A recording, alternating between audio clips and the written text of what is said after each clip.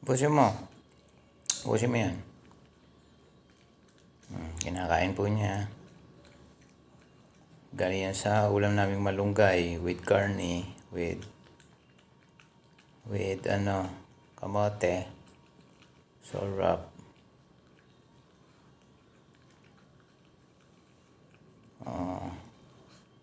Ubos. Simutin mo. Ayan po ay May 23, 2026. Bagong gupit ang Taraki. Sinisimot. Sinisimot. Simutin mo pa yan. Sarap na sarap. Makain ng kanin.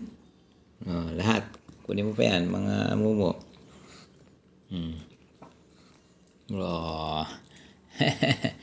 Oh, boss. Kumakain sa kama.